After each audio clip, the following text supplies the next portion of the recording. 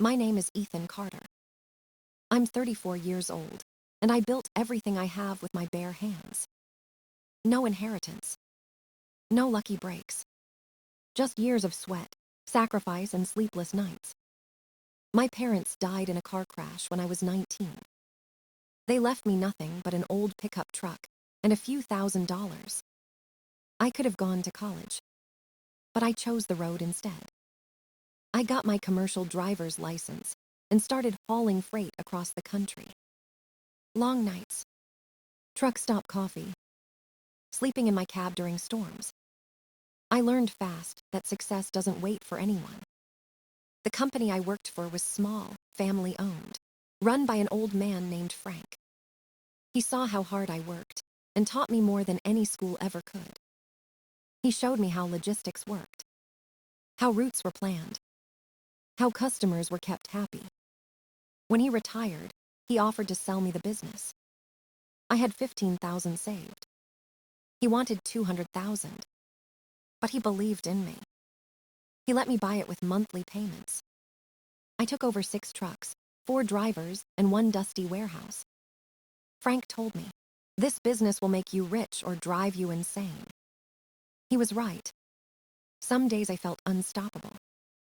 Other days I felt buried under breakdowns, fuel costs, and late payments. But quitting was never an option. I drove. I dispatched. I negotiated. Sometimes all in the same day. Slowly I grew. From 6 trucks to 12. Then 20. By the 8th year, I had 35 trucks and 40 drivers. We handled deliveries across the country. I even added third-party logistics for companies too busy to manage their shipping. Last year, we made over $4 million in revenue. Not bad for a kid who once slept in a parking lot. I thought I had it all figured out. The respect of my team. A thriving business. A life I built from nothing. But success has a dark side. When people see you rise, they start watching. Some cheer. Some wait for you to fall. I didn't realize how many eyes were on me. Or how easy it is for one person to destroy years of hard work. Back then, I thought my biggest problems were late deliveries or truck repairs. I had no idea that the real danger was already walking straight into my life. Not a broken engine. Not a missed shipment. But a woman. A woman who smiled like an angel and lied like the devil. I was proud of what I built. I didn't know that pride was about to be my downfall. Every empire has cracks before it crumbles. I just couldn't see mine yet. And when it finally broke, it shattered everything. I met Lauren on a delivery job. She was running a small tech startup that was clearly sinking. But she looked like she belonged in another world. Blonde hair, blue eyes, confidence that could melt steel. When she smiled, everything around her disappeared. "You don't look like a delivery guy," she said, half teasing. I laughed and told her I owned the company. Her eyes lit up like I just told her I printed money. "I love men who build things from nothing," she whispered. That should have been my warning. But I didn't see it then. She made me feel like the center of the universe. We started dating the next week. Every dinner was candlelight and laughter. She told me she wanted to travel, open a boutique, live big. I believed her dreams. I thought they matched mine. Within 6 months, she moved into my house. By the end of the year, I was shopping for rings. She quit her job after her company failed. Said she needed time to find herself. I covered her bills. Didn't think twice about it. I was making good money, and she made life feel exciting. She talked about classes, business ideas, new ventures. But none of them lasted more than a week. There was always a reason to stop. "I'm still exploring my options," she'd say, smiling. When I questioned her spending, she'd kiss me and change the subject. She had a way of turning guilt into charm. I didn't see manipulation. I saw beauty. We got married the following year. The wedding cost more than some people's houses. Lauren called it A once-in-a-lifetime moment. $80,000 gone in a weekend. The honeymoon in Italy cost $12,000 more. But she glowed with happiness, and I thought that was priceless. When we got home, she found our dream house, $650,000.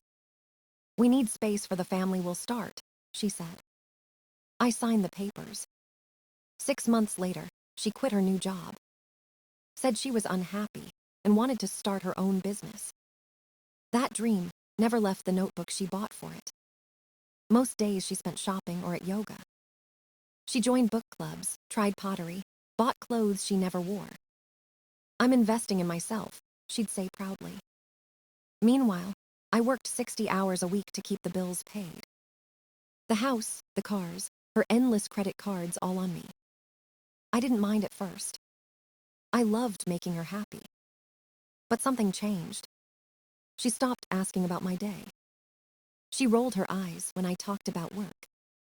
"Money isn't everything," she'd say, sipping wine I bought. "You need to relax more." She wanted the life I built, but not the work that built it. I thought she was just restless. I thought I could fix it with more effort. But Lauren didn't want love anymore. She wanted more. And I was too blind to see where that hunger would lead. 3 years into our marriage, I met Derek Mitchell. He was sharp, confident, and knew how to talk numbers. MBA from a top school, great references, clean record. He said he was tired of corporate politics and wanted something real. I needed help managing the business side of things. He handled contracts and finances while I focused on operations. Within a year, profits jumped by almost 40%. Derek knew how to impress people. He dressed well, drove a BMW, always knew the right words. Clients loved him. Employees respected him. And my wife adored him. The first time Lauren met him was at our company barbecue. Afterward, she said, "He's so professional, finally someone who understands business." She asked me about him constantly. Was he single? Where did he grow up? Did he travel much? At first, I thought she was just being friendly. Then she started dressing differently whenever he came around. More makeup. New dresses. Perfume she never wore for me. I noticed, but I ignored it. I didn't want to seem insecure. I trusted her. I trusted him. That trust was the biggest mistake of my life. Derek started attending dinners at our house. Lauren spent days preparing for those nights. She'd rearrange the living room, cook fancy meals, light candles. "First impressions matter," she'd say, smiling. "People judge you by how you live." She laughed louder at his jokes than she ever did at mine. When he spoke, she listened like every word was scripture. I told myself it was harmless admiration. But deep down, something didn't feel right. She started going out more. Yoga, book clubs, charity events. Always dressed up. Always vague about details. When I'd ask who she was meeting, she'd snap. "You're too controlling." So I backed off. I focused on work. I told myself everything was fine. One morning, everything changed. At 6 a.m., I got a text from an unknown number. It said, "You should see what your wife does while you're working." Attached were 3 photos. The first showed Lauren and Derek at a downtown restaurant, holding hands. The second, outside a hotel, his arm around her waist. The third, in the parking garage, kissing like lovers. I stared at those pictures, numb. She was sleeping peacefully next to me. I felt my chest tighten, my stomach twist. How long had it been happening? Who took those photos? I forwarded them to my best friend, Tom. He called me right away. "Dude, I'm so sorry. We'll find out everything." Tom worked in private security. He knew people who could dig deep. That week was hell. I had to pretend nothing was wrong. Smile at my wife. Shake hands with Derek. Sit through meetings with a man I wanted to destroy. Every word they spoke felt like poison. I didn't know it yet, But that betrayal was only half the story. The other half would cost me nearly $500,000. Tom didn't waste time. He called an old contact, a private investigator named Ray. Ray had 20 years in law enforcement and a reputation for results. Within a week, he gave me a report that shattered what was left of my heart. Lauren and Derek had been meeting for 4 months.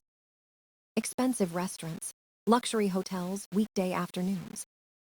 Always while I was working, always when I couldn't notice. But that wasn't the worst part. Ray also checked the company's finances. He found forged invoices, fake maintenance receipts, and inflated fuel charges. Derek wasn't just sleeping with my wife. He was stealing from me. Over $400,000 gone in a year. Money I'd earned by working myself to exhaustion. Money used to buy her jewelry, hotel rooms, and wine. I felt sick reading those numbers. It wasn't just betrayal. It was robbery wrapped in romance. Tom came over that night. We sat in silence, staring at the evidence. Finally, he said, "You want revenge or justice?" "Both," I answered. He smiled. "Then we'll do this right." Tom had a plan. We set a trap. He knew someone at a manufacturing company who owed him a favor. That contact would pretend to be a potential client, offering a massive shipping deal. A contract big enough to tempt Derek into another scam. We'd record everything. Every fake invoice, every false number, every dollar he tried to steal. The FBI would love it. But first, I had to act normal. Pretend I didn't know. Smile at Lauren. Trust Derek. Live like everything was fine. It was the hardest performance of my life. Every morning, I kissed my cheating wife goodbye. Every afternoon, I shook hands with the man robbing me. Inside, I was counting the days until the trap closed. The fake client meeting happened on a Friday. Derek's eyes gleamed as the executive discussed a $15 million deal. This could change everything, I told him, playing my role. He nodded eagerly. "I'll start working on the proposals this weekend." Within days, he created a plan with inflated costs and fake fees. 40% higher than they should have been. We documented it all, emails, drafts, spreadsheets. He was too greedy to notice the net closing around him. Meanwhile, Lauren got careless. She started staying out late again. Told new lies that didn't even make sense. I didn't confront her. Not yet. Tom kept reminding me, patience wins wars. And he was right. We needed them both to believe they were untouchable. To make one final, irreversible mistake. At night, I lay awake beside her, pretending to sleep. Thinking about every word she'd ever said, every promise she'd broken. I wasn't planning to hurt them physically. I was going to do something worse. I was going to take away everything they'd stolen, piece by piece. And when it was over, they'd have nothing left but regret. The dinner party was loud and warm, but I felt an iceberg under my feet. People circulated with wine, laughing, pretending everything was ordinary. I watched Lauren move through the room like she owned it, like she owned me. She greeted friends with practiced smiles, while Derek stood by the kitchen, smug. Their ease around each other was salt on an open wound I pretended I couldn't see. I told myself to breathe and to keep my face calm like I was at work. I circulated, made small talk, laughed when appropriate, all while my chest tightened. Then I heard hushed whispers near the wine table that froze me solid in place. "Can you believe how obvious she's been?" One guest muttered without thinking. "She's parading him around like she's proud." Another replied, eyes sympathetic. That was my cue. I set my drink down and walked straight toward them, slow and measured, like a man with nothing left to lose.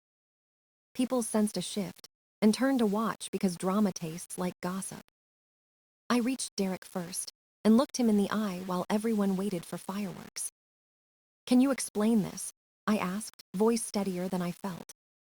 He blinked, surprised, then smirked as if being cornered was a small joke. Lauren slid between us and tried to soothe the room with a soft laugh and a sharp excuse. "You're making a scene," she hissed, but the room had already gone quiet. I named the hotels, the dinners, the photos I'd received at 6 a.m. that ruined my sleep. Derek's smirk faded. He tried to talk his way out, like a man who had always traded on charm. I watched him. He looked smaller under the glow of so many watching eyes. Then Lauren did something I hadn't expected. She slapped me across the face. The sound rang out like a verdict in the sudden hush. People gasped and shifted their weight, uncomfortable witnesses to a private war. My cheek stung, but the pain was lighter than the shame that had been building for months. She spat words at me about being paranoid, about my neglect, about needing more than I offered. Her accusations were loud and rehearsed, but empty of truth. Derek tried to intervene, with a patronizing hand on her shoulder. He thought his touch made him safe. Instead, it lit a fuse inside me that had been waiting for months. I stepped forward, not to beg or to reason, but to stop the lie in its tracks. He shoved me first, a quick, petulant move that he thought would intimidate. My fist found his jaw before he could think beyond surprise. The first blow stunned him. The second dropped him toward the coffee table. Glasses shattered. People screamed and scrambled away from the falling chaos. I didn't aim to maim. I aimed to end his smirk and his theft. He hit the floor and coughed blood in surprise. Lauren screamed my name like a prayer and a curse. I stood over him, chest heaving, knuckles aching, watching the cost of my patience.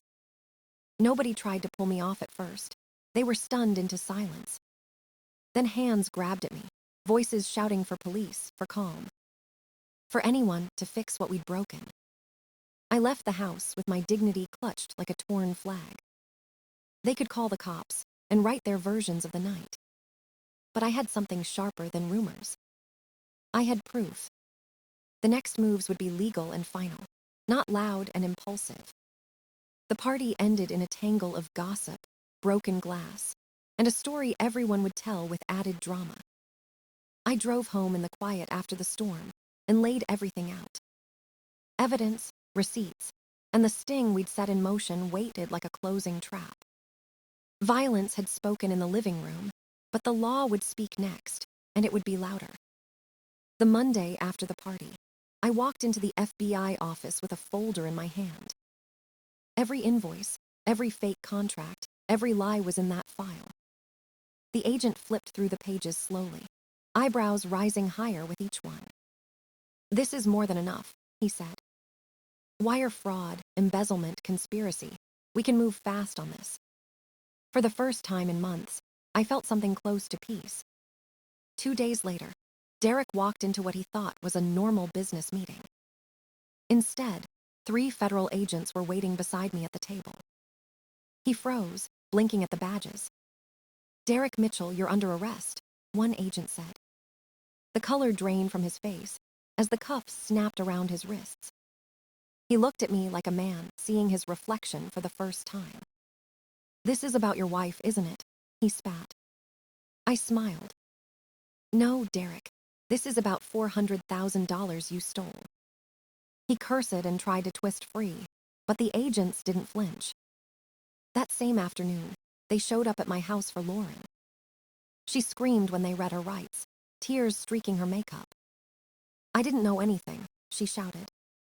But ignorance doesn't erase stolen money. Every necklace, every hotel bill, every trip was paid for with fraud. Her photos online became the prosecutor's best evidence. The lavish dinners, the weekend getaways, the designer bags she tagged with heart emojis. She called it love. The law called it money laundering. In the end, the sentences were simple. Derek got 8 years in federal prison. Lauren got 3. All their assets were seized, from his BMW to her jewelry.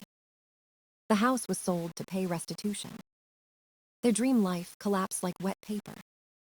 Her divorce lawyer dropped her the second charges were filed. She lost everything she'd tried to steal. And I rebuilt. Without their hands in my pocket, the company thrived again. 40 trucks became 45. Then 50. Tom stood beside me every step, grinning like a proud brother. She thought she was upgrading, he said. She just traded you for an inmate. 6 months later, I got a collect call from prison. It was Lauren. Her voice cracked through static and desperation. Ethan, please, I can't survive here. Write to the judge, help me. I listened quietly, eyes on the open road outside my window. You chose him, I said. You wanted freedom. Now you've got it. She cried harder, but I didn't waver. I hung up. 2 weeks later, Derek tried the same trick. Man, we were partners once, he begged. Can't you help me out? I laughed. The only letter I'll write will keep you in there longer. Silence filled the line before the call ended. That night, I poured a drink and looked out over my trucks lined up under the lights. For the first time, the silence felt clean. Revenge hadn't healed me, but justice had balanced the scales. And that was enough. The dust finally settled. The noise, the chaos, the pain, all gone. What remained was quiet and control. The business was stronger than ever, and so was I. No more lies whispering in my ear. No more faces pretending to love me for what I could give. Tom still drops by sometimes, bringing beer and bad jokes. He says revenge looks good on me. Maybe he's right. I don't smile much anymore, but when I do, it's real. I learned that love without respect is a ticking bomb. And trust without proof is suicide. Lauren is still behind bars, counting days instead of credit cards. Derek is probably making deals for extra dessert in the cafeteria. They built their story on greed, and it crumbled exactly as it should. People ask if I'd do it all again. I tell them no. I'd walk away sooner. But I can't deny one truth. When the law caught them, and the cuffs clicked shut, I finally felt free. Justice didn't just punish them. It gave me my life back.